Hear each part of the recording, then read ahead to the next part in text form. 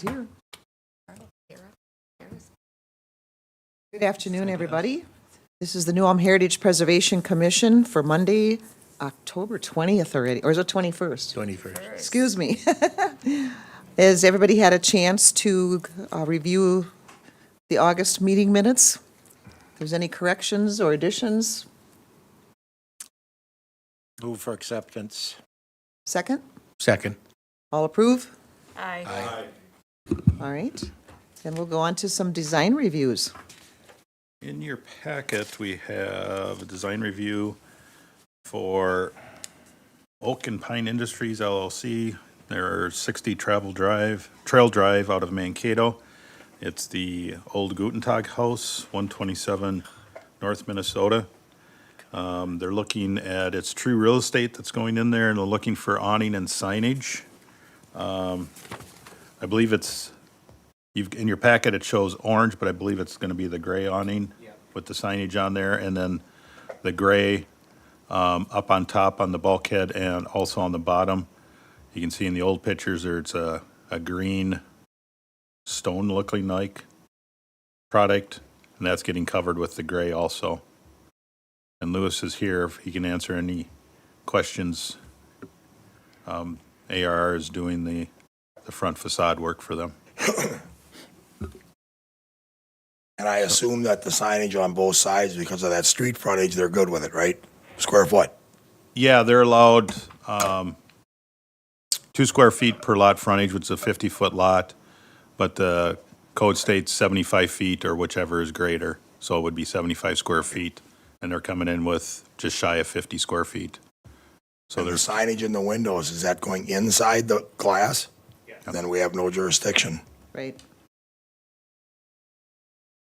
so Coffee Keller will still have some roughly 25 square feet Yep. to play with. So we're looking at the gray pictures, not the gray, or the orange ones? Correct. I first received the orange ones, and then last week received the gray ones from Lewis, and that's what was stated that they were going to go with. I just kept both of them in there just in case. Okay.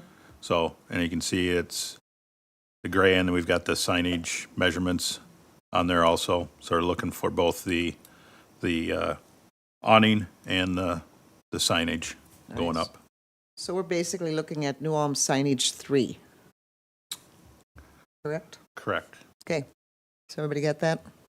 Okay. So we're in New Ulm signage 3. Are you keeping the white corrugated up above and the green below, or? Nope, they're going with both grays. That would, see if I can get back to that one. That's the second one. Second picture with the orange canopy is what's going up on the top. The gray color. The signage is going to be on the canopy or on the, That'll be on the top there on the cement board. okay. So nothing on the I'm canopy? confused.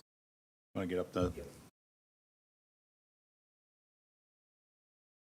State your name and, Louis Urick with ARR Construction. Which one are you looking at? Well, I'm looking at but then you 1B. get down so here, we're it's looking at that grays. one. Okay. Yep. Where do you see 1B? Oh, great. So the signage will go up on the cement board. We're gonna eliminate the corrugated steel that is there now. Okay. We'll take that down. We'll install a cement board up there, have that painted and cleaned up. And then the signage would go up on that. Okay. No, somebody asked about the green on the bottom of the windows, That's going to be gray also. As well, yep. but that isn't going to require any demolition or anything, you're just going to paint it. We would install a cement board. We would chip off that old existing tile because it's already starting to crack and Okay. some of that's coming off there. Okay. So I would take that off and then install my cement board over that. All right.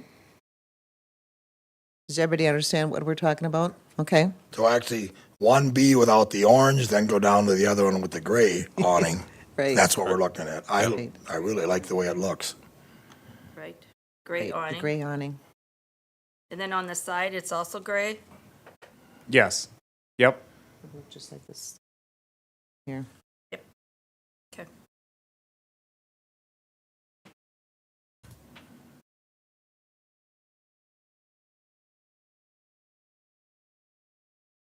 Anybody have any questions? More to go? I think it looks great.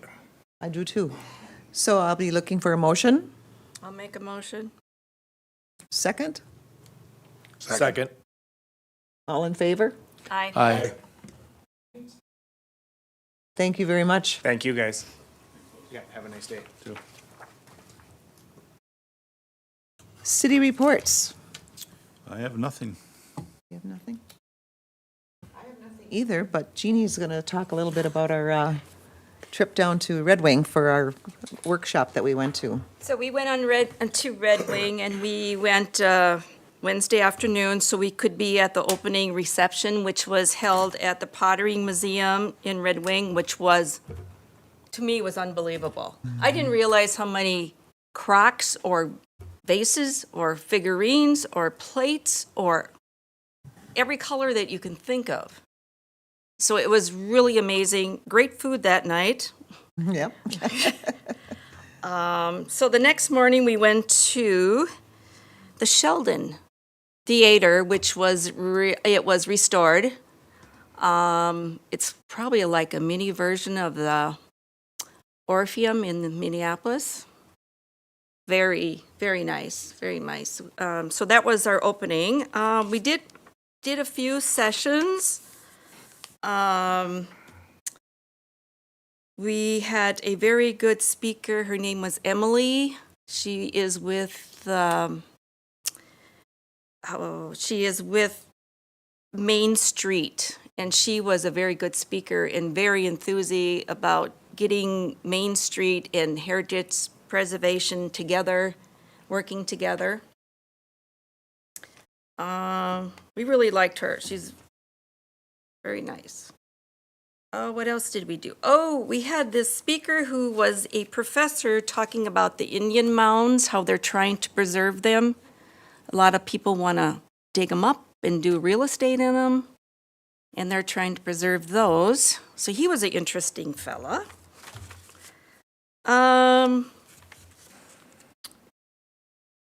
We stayed at the St. James Hotel, which was very nice. Yes, very nice.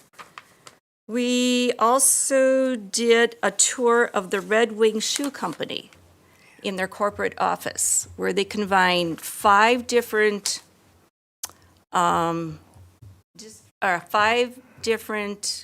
distributing buildings that they make into one. And that was interesting, how they were taking some things from their older buildings and making unique things out of tables, conference tables, artwork. And what else did we see? One thing was very interesting to me this is in Waseca. What they're doing in the high school is having the kids write, film, so they can do it and do videos of the history in Waseca, and yet it's part of their program in the high school. So they're kind of writing things, and you can also go through the web or a mobile app with that. Okay, what else did we? Oh, we took a tour of downtown and seen some apartments that they're redoing, which was quite unique. They're trying to revitalize their upper buildings down there too, so they're working at it pretty hard. Sure. It was interesting for that, for sure. Excuse Yeah. me. No, go right ahead. You jump in whenever. What else did we see, Deb?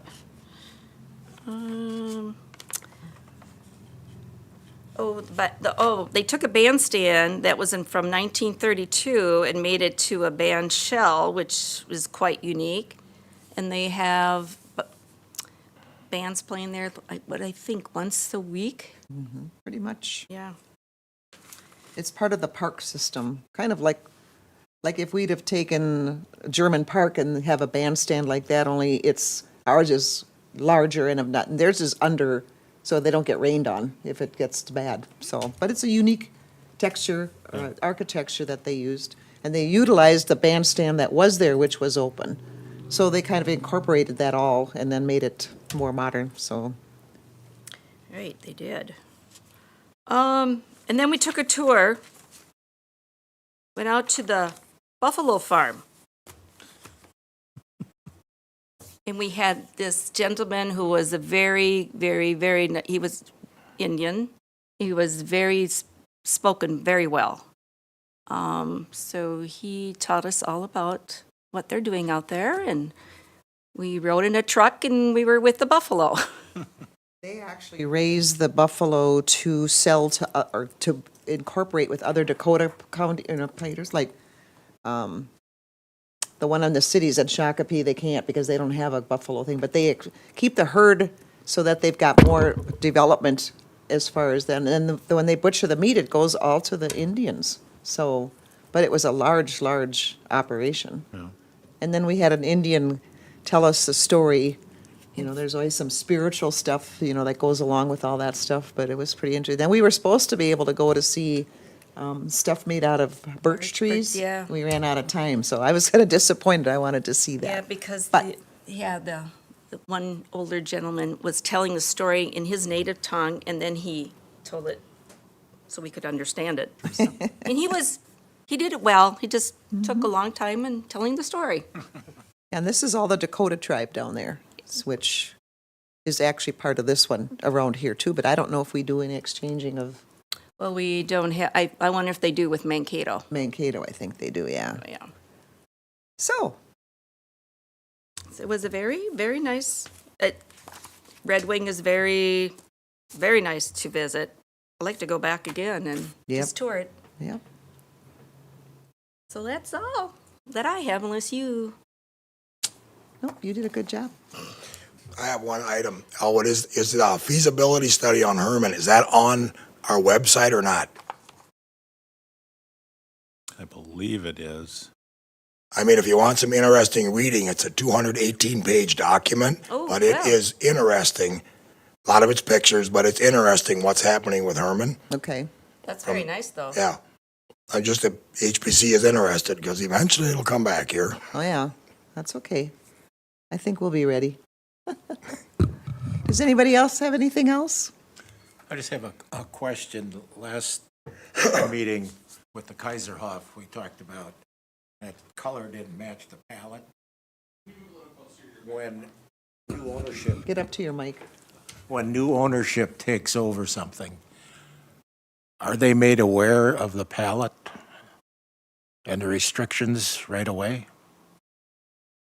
I don't think that everybody does, because I guess we have to make it more well-known that there are permits that have to be submitted to do that. And I've been so busy, I haven't been able to get more colors added to our palette, so I'm in the process of doing that as soon as I get some free time. I know I'm retired and I should be freer, but doesn't always work that way. No, it doesn't.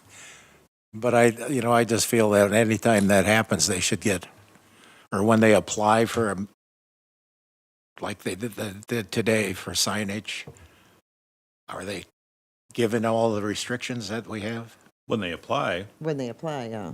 we let them know that there's. But they've already made some plans before that, right? Well, possibly, yeah. I mean, it's not, because we don't know when a building gets sold downtown that, And signage doesn't necessarily always mean a color. I mean, we have to be careful what we allow, but, they can use different colors that are not always in our palette. It's when they're doing stuff to the building that's more, that has to be followed a little bit more. But painting, I suppose they just thought they were gonna cover up the brown and didn't do anything about it, so. But I think we're gonna get that, probably that, since it's a Bavarian color, so to say, I suppose we'll have to put that into our palette. So, Okay, thank you. you're welcome. Well, if nobody else has anything, have a good rest of the afternoon, and this meeting is adjourned.